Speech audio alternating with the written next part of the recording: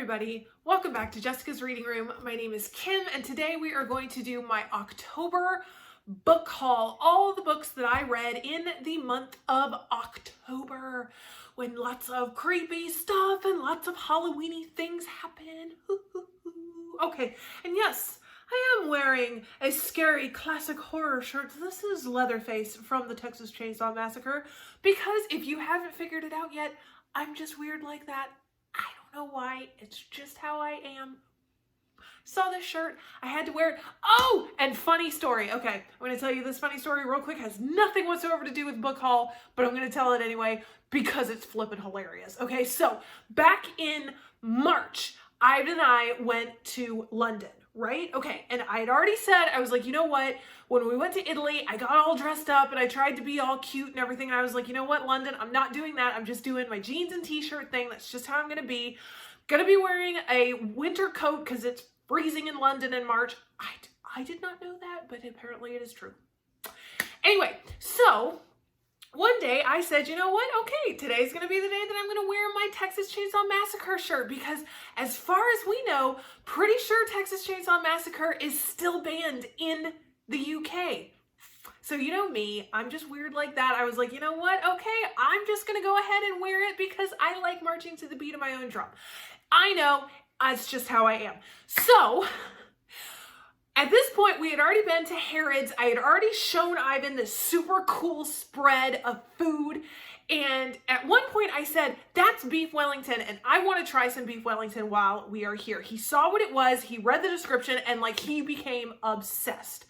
So he spent several days actually researching and finding out where the best place in London was to go and get beef Wellington. So he found this restaurant and he's like, let's just go ahead and go, you know, we'll do some sightseeing. We'll go straight from there, you know, to go to this restaurant. I looked at it. It doesn't look that fancy. You know, it's only got like, what, 2 pound signs? Pound as in like the actual money pound, not hashtag for those of you younger kids who are watching.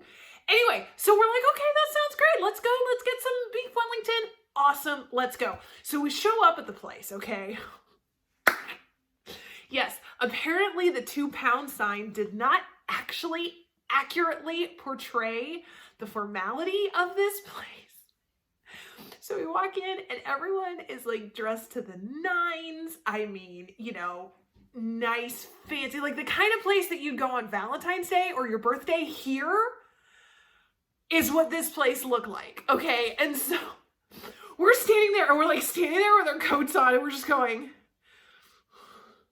hello, we're here for some beef Wellington. We're Americans. And so we asked and they're like, oh yes, we have some tables open. That's fine. And we're going, okay, all right, this is good. And the whole time we're standing there like in our jeans and our sneakers and our t-shirts, okay? And we're going, okay, well, you know what? At least we can just keep our coats on. So see, we have our coats and you know, and everyone wears winter coats in March in London and everything's going to be fine. It's going to be great. And then the lady comes over and she goes, may I take your coats, please? Dang it. So we're like, yes.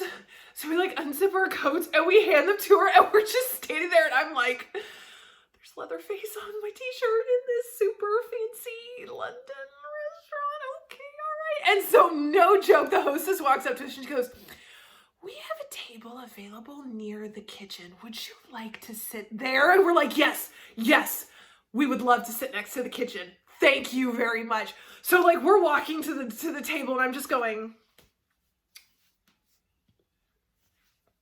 hey, we're Americans.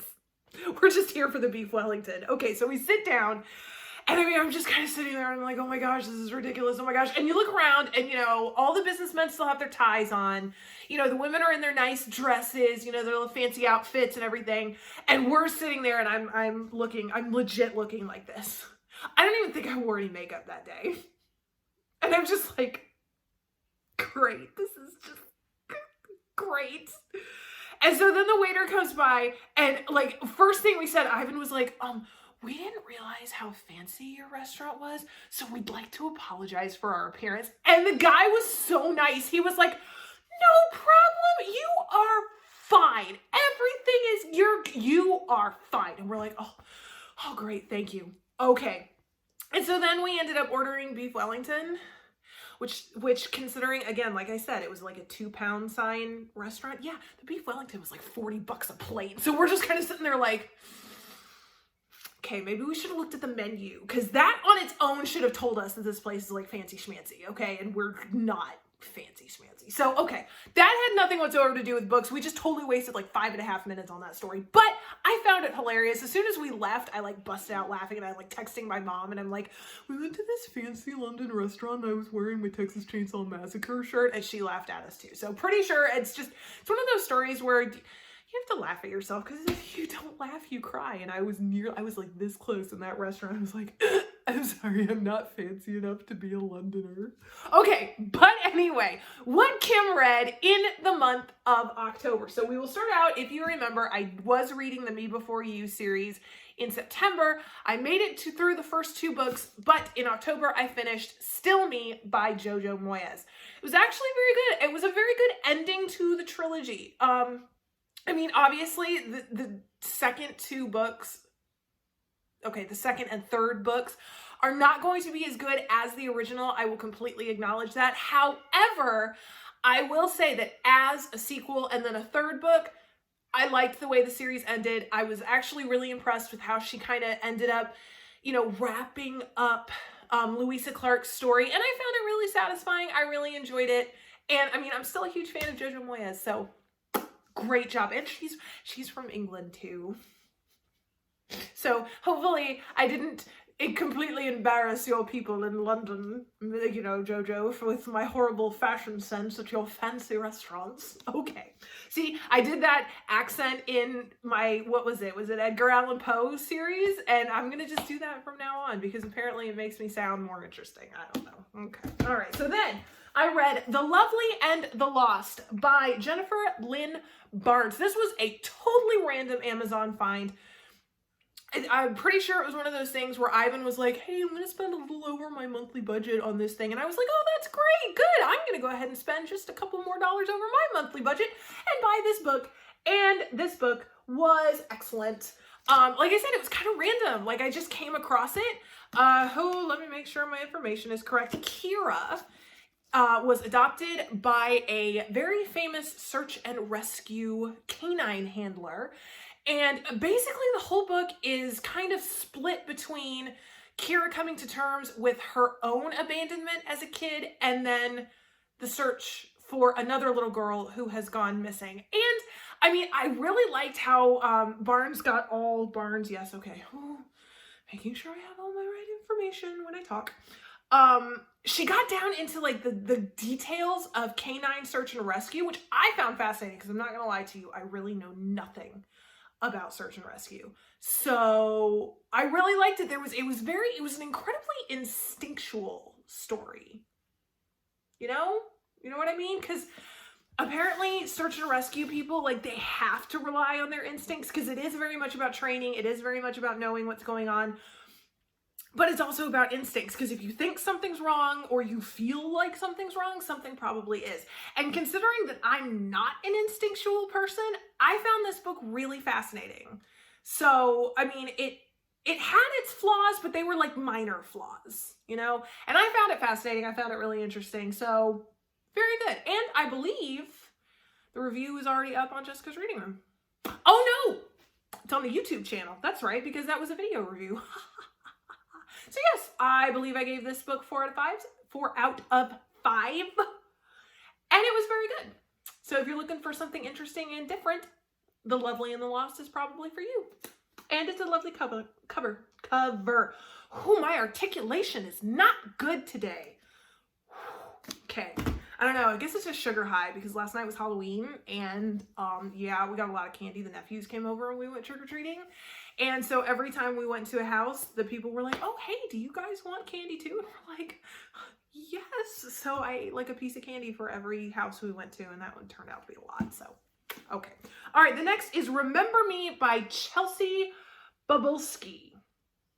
She actually responded to, was it YouTube or was it Instagram? I don't know. But she said that I apparently actually said her name correctly, so And it's her married name, so I'm sure she had some trouble actually getting used to it too. Believe me, chick. As someone who also married into a weird last named family, I hear ya. I'm with you, girl. Okay, so remember me. Number one, the cover. Okay, that's number one. All right. But it is a haunted historical hotel. Can't do that because then my chin gets really fat. So, okay, we're going to have to geek out without doing the chin thing because I'm so sorry. That was really bad. I'm just going to talk like this. There. Guys, we are doing weird things in this video. This month is weird. I realize that we say that about every other month. It's just this month is also really weird. Okay, so we have two timelines. Nell and... Oh, dude, what's the other chick's name? Nell and... Well, dang it. The other chick has a name because in the second, in the other... Oh, wait, Nell is the current person. Okay, that's right. And Aurelia, Leah, is the historical person. Okay, see, I got this. We got it. I know what's up. Okay. Anyway, so we have two timelines. One back in the, oh gosh, let me make sure I have my times. 1907. Ha ha ha. 1907 is one timeline, and the present day is the other timeline. And basically, you've got a lot of overlap going on. Nell, whose father takes over as guest relations manager, ends up starting to feel really weird and seeing a lot of really weird things while she's in this hotel. Come to find out, there's a possibility that she might just possibly kind of sort of be reliving some memories from the chick back in 1907. And so she's got to figure out exactly what she's supposed to do because there's a lot of redundancy that's happening in the two timelines and it gets really crazy. And I have to say, this book, it was an experience. I was having way too much fun reading this book. It was really good. So if you like historic haunted hotels, this is a good one to read because, dude, I got some chilling vibes in this book. So another good one, another great creepy one for October. Okay, next we have What Happened That Night by Deanna Cameron.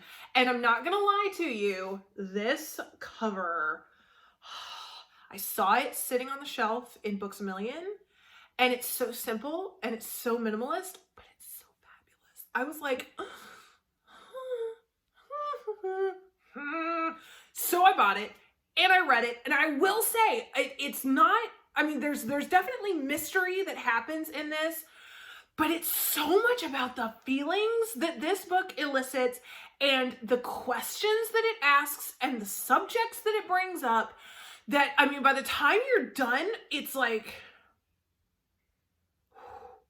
you know, I mean, we're talking about major questions that totally impact girls and guys today. It's not just the girls, because we're talking a lot about sexual assault, rape, things like that. And I mean, and we're talking about it from both sides of the aisle, both guys and girls.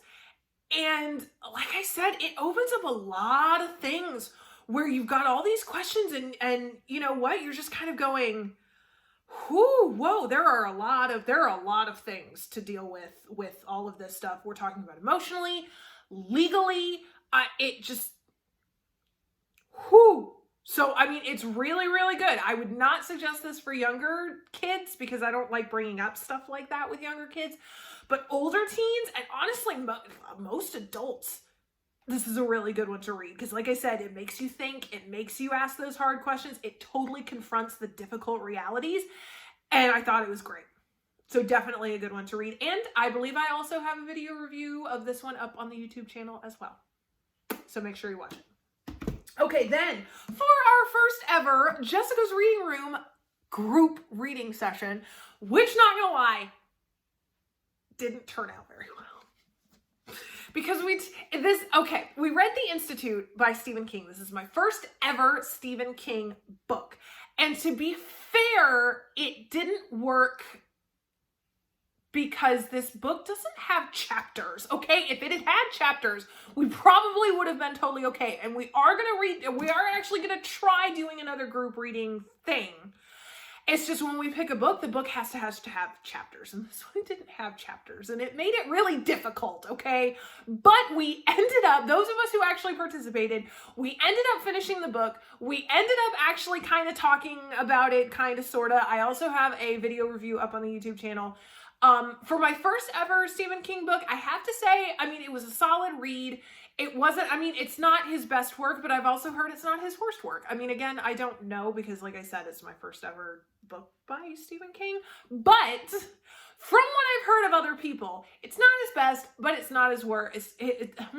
Not his worst. But I enjoyed it. I mean, it was one of those things where I just kind of kept reading and reading. I couldn't really put it down. I was really interested in the story. I liked the characters. And if that's not a good book, I'm not sure what is. So, The Institute by Stephen King. Yeah, I'm not really going to tell you too much about it because if you don't know about it, then you should go and read about it anyway. And I promise you that if you read the description, you'll kind of get the story. If that makes any sense. Because it's not going to lie, it's a little on the predictable side just because it's a really simple story and it's not hard to figure out. So, but I still enjoyed it, so we're good with that. Okay, all right, there you go. All right, next we have Carmilla by Joseph Sheridan Le Fanu. I'm pretty sure we also had trouble with that name when I did the video review. So, I'm sorry to the French for slaughtering the names of your people again.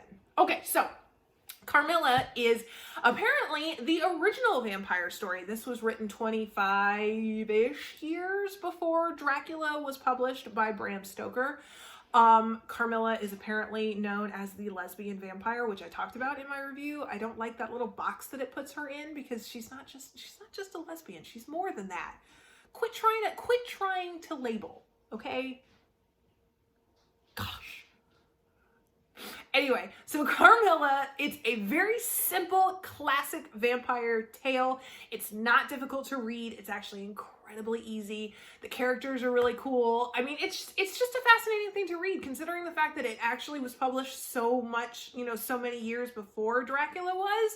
I was rather fascinated, and it's only 100 pages, so it took me, an hour, if that, to read it. So it's not difficult to read. The language is not ridiculous. It's easy to understand. And it was a fascinating story. So there you go. Very, very nice. And I found this copy for like $3 on Amazon. So boom. Okay. And speaking of, okay. See, Ivan does, okay. Are you done? See, Ivan does things like this. This is why I do videos when he's not here, because I get them done better, and he'll probably just make fun of me later for how socially awkward I sound in a video, so oh well, he does the same thing anytime we're out in public anyway. Okay, so next we have Dracula by Bram Stoker. So we were at the first vampire book. Now you have the more famous vampire book. I actually had DNF'd Dracula several years ago. I tried reading it. I tried reading both the physical book. I tried listening to the audiobook. I never could get past chapter 2. Like, it didn't matter what I did. I couldn't do it. And it hurt because I wanted to read Dracula because, I mean, for crying out loud, you guys know me. I'm all about Dracula. And I mean, for crying out loud, The Historian is my favorite book. And yet I hadn't read Dracula. So I said, you know what? This is ridiculous. It's October. It's Halloween. I'm going to sit down. I'm going to read this book. And I did. And I haven't even, we were talking about brand spanking just done. Okay. I haven't even written the review for this yet. And I really enjoyed it. Oh my gosh. It was actually really good. I mean, okay. Let's be fair. There were a couple places where it got a little slow, where literally nothing happened, but yet for some reason Stoker kept writing.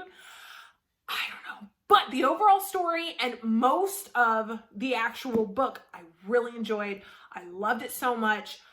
So glad I read it. I now feel more complete. I'm not totally complete because there's still a bunch of classics I haven't read yet. But I feel more complete now that I have finished Dracula. And it's this lovely Barnes & Noble. I mean, look, it's even got a quote on the back. It's just so pretty. And look at the pretty edges. It's so nice. I even carried this edition around with me and got it read. Boom. And I got Penny Dreadful, the TV show, more now that I actually read Dracula. So, I may have to go back and rewatch it now. Good idea, because I really like that show. I mean, Harry Treadaway is my new celeb crush. What? Oh, I didn't. Okay, I don't know. Okay, so then we have The 10th Girl by Sarah Faring.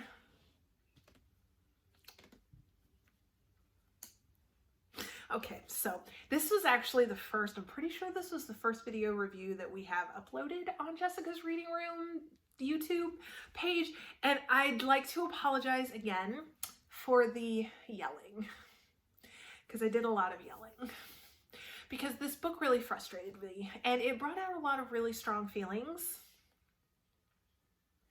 Yes. So I'm not really going to say too much about it. I'm just going to let you either A, read the book, in which case I would suggest ending at like page 390, or you could go watch my review, in which case, fair warning, turn your volume down just a little because I yell. Because like I said, a lot of really strong feelings came out, and what really sucks is that this cover is flippin' gorgeous. So I was really, it just, okay. Moving on. All right, so next we have Mr. Edgar Allan Poe, because it's October. So I ended up reading The Telltale Heart, Mask of the Red Death, The Haunted Palace, Annabelle Lee, The Raven, The System of Dr. Tar and Professor Feather, which there is a video on. And the one about the Stonehenge. I don't even know, honestly, I don't even know the title, but it's one about Stonehenge, which was really random, but yet I still really enjoyed it, even though I'm pretty sure Edgar Allan Poe never actually visited Stonehenge, because he doesn't write like he's ever been to Stonehenge. But anyways, I got to read a lot of really good stuff that I had read before, stuff that I had not read before. And I have to say, it was really fascinating. He's Edgar Allan Poe. What is there to say about Edgar Allan Poe that is not already ingrained in our brains already? Because he's Edgar Allan Poe and he's a genius, and it was perfect for Halloween. And if you haven't read any Edgar Allan Poe, I suggest you go do it, because he's totally worth it, and he's amazing, because there it is, Edgar Allan Poe. All right, and then lastly, we have Words on Fire by Jennifer Nielsen. Now, you guys know that I am such a huge fan of Jennifer Nielsen. Oh my gosh, she has so many cool things. And this series, her historical series, drop the book, I really love. I'm such a huge fan. I will also admit that this is not my favorite book of hers. That's probably mainly because I'm just too shallow, and I get that. But I did read it, and I did enjoy it, and this cover is absolutely fabulous. I mean, it's gorgeous, and far be it from me to ever say anything bad about Jennifer Nielsen. I mean, honestly, you could pick up any one of her books, including this one, and end up being encouraged and edified and learn a lot, and so there it is. I love you, Jennifer Nielsen. You're wonderful. Please keep writing. I love you. I love you. Okay, so that is what I read in the month of October. So 1, 2, 3, 4, 5, 6, 7, 8, 9, 10 books. No way. Okay, so let's say 9, because I guess Edgar Allan Poe doesn't, I mean, this is kind of a huge book, and I didn't read the whole thing. Oh, that was really loud. Sorry. Yes, I mean, it's not, I didn't read this whole thing. Okay, so we'll just say 9 books, like 9 1/4. 9.25. Wow, that's still a lot. I don't even think I read that much. Okay, we'll just say 9 books. All right, we're not going to be nitpicky around here. And you know what? This isn't math class, so just quit with the fractions, all right? Anyway, so 9 books, that's a big deal. I mean, I was not expecting to read that. I mean, like I said, dude, I was watching Penny Dreadful. And then I started on Mr. Mercedes. What am I watching now? I don't even know. I think I'm still on Mr. Mercedes. Plus, we had all those Halloween movies that Ivan made me watch. So 9 books. Wow. Yay. Yay, Kim. That's awesome. Okay, so that is October. See, oh man, I was really trying not to take forever on this video, but I mean, we're at 25 minutes. I'm so sorry about that. Oh, gosh, okay. Anyway, we would love to hear about what you have read for the month of October. If you have read any of these books, make sure you give us your opinion down in the comments. Tell us what you have been reading and tell us your favorite Halloween films / TV shows to watch. I would love to hear about them. I'm always looking for cool new stuff to see. And if you love Texas Chainsaw Massacre, I would also love to hear that because we are few and far between and we're also really weird. And I really like weird people because I am one of them because it's just the way I am. All right, so make sure you communicate with us down in the comments. We'd love, love, love to hear from you. Everybody hopefully had a great Halloween and now we are heading into November and Thanksgiving. Whew, okay. I was about to say, I lost my energy really quick on that. Okay, so everybody have a great November. Thank you so much for watching. Bye.